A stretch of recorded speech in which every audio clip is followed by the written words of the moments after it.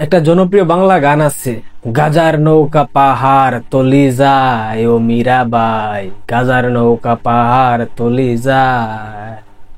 গাজার নৌকা পাহাড় তলি গেছে, লগে ছিল বেলুন, বেলুন ফুটা বেড়া দিচ্ছে বাংলাদেশের সাধারণ মানুষ। কেমনে আপনারা নিশ্চয়ই ভাবতেছেন কি বলতেছে, এটা কি বলে বিপ্লব ভাই, তাই না?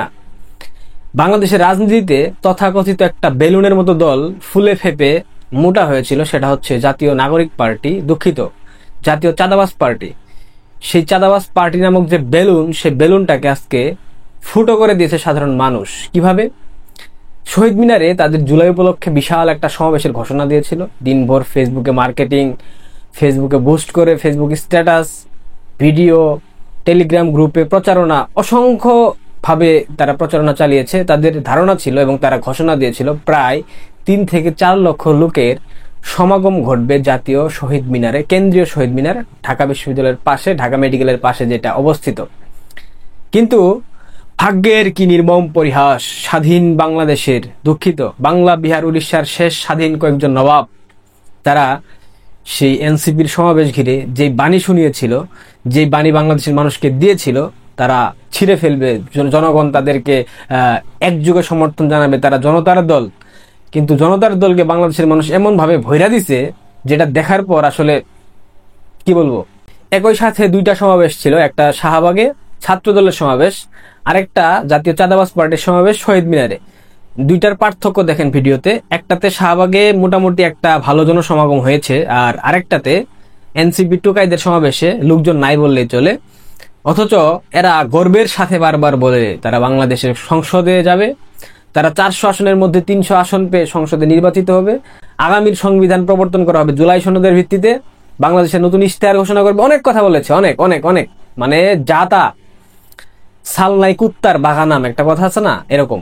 টুকাইদের পায়ের নিচে নাই মাটি, কিন্তু কথার মধ্যে ভাই বুলেট বুলেট, মানে একটা যে মারে বুলেটের মতো ধারালো কথা। এরপর এনসিপির সমাবেশ ঘিরে অনেক লোকজন যারা এসেছে, মানে বাইরে থেকে যাদেরকে ভাড়ার মাধ্যমে আনা হয়েছে, তাদের বিবৃতি শুনেন। সমাবেশটা করতে যায় না, কাদের আজকে হলো এলসিপি এলাকার সমাবেশ, এখানে প্রোগ্রামে আইছি। কাদের প্রোগ্রাম এটা বলতে পারলাম না ভাই, ঠিক মতন বলতে পারলাম না। আহা, কি লজ্জা, কি লজ্জা, কি লজ্জা, হারে কি লজ্জা। এরপর আরেকজন বলতেছে বিরিয়ানির প্যাকেট দেওয়া আছে শাহবাগে, মানে শাহবাগে বিরিয়ানির প্যাকেট দিতেছে, কোকের বোতল দিতেছে, কিন্তু এনসিপির সমাবেশে তো কিছু দিচ্ছে না, কারণ এরা তো চাঁদাবাজ, এরা তো চাঁদার টাকা টুকা তুইলা সবকিছু খায় ফেলছে, এরা তো সাধারণ মানুষকে টাকা দেবে না, যারা আসছে তাদেরকেও টাকা দেবে না, এটাই একজন আক্ষেপ নিয়ে বলতেছে। পাশে শাহবাগে দেখেন বিরিয়ানি প্যাকেট দেওয়া হচ্ছে, পানির বোতল দেওয়া আছে, সেখানে মানুষ ছুটে যাচ্ছে, আর এখানে কিছুই দেওয়া হচ্ছে না, শুধু ভালোবাসা দেওয়া হচ্ছে। আরেক গাঞ্জুইটি সমাবেশে আসছে, কি জন্য আসছে, কার সমাবেশে আসছে সে জানে না। সে একই সাথে যুবদল, যুবলীগ, ছাত্রদল, এনসিপি সব সমাবেশে যায়, তার মানে ভাড়াই কাটা পায়ে যোদ্ধা।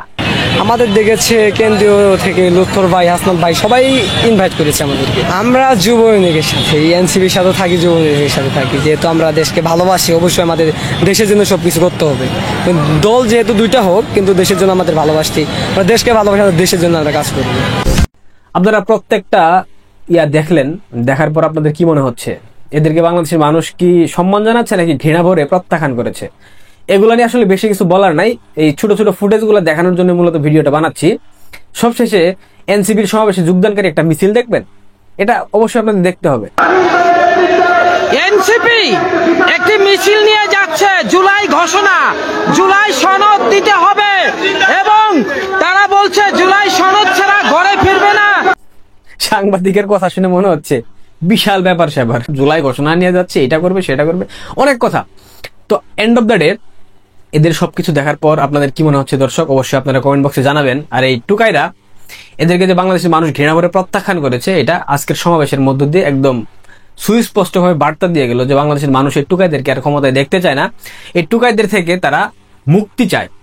এখন আমি আপনাদেরকে যেটা বলবো, আজকে সারাদিন ঢাকার মধ্যে 2টা সমাবেশের কারণে পুরো ঢাকা সিটি এক কথায় অচল হয়ে গেছে। সাধারণ মানুষ ঘরে ফিরতে পারছে না, কর্মস্থলে যোগ দিতে পারেনি, সকাল থেকে তাদের এই সমাবেশ ঘিরে পুরো রাস্তা ব্লক করা হয়েছে, এবং রাজধানীতে প্রায় 14,000-এর মতো আইন শৃঙ্খলা রক্ষাকারী বাহিনী এনসিপি সমাবেশ ঘিরে মোতায়েন করা হয়েছে।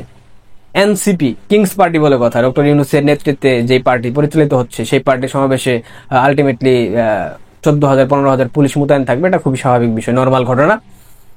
তো সারা ঢাকা শহরের অবস্থাটা দেখেন আপনার ভিডিওতে, মানে রাস্তাঘাটে গাড়ি একদম স্থির হয়ে দাঁড়িয়ে আছে, মানে একটু সামনের দিকে আগাতে পারছে না, পেছন দিকেও আগাতে পারছে না। অর্থাৎ বাংলাদেশের মানুষ কতটা বিরক্ত আজকের এই সমাবেশ ঘিরে। স্বাভাবিকভাবেই এই ধরনের সমাবেশ হয় অফ ডে গুলাতে, যেদিন সরকারের ছুটি থাকে, রাস্তাঘাটে মানুষজনের উপস্থিতি কম থাকে, সেদিন হয়।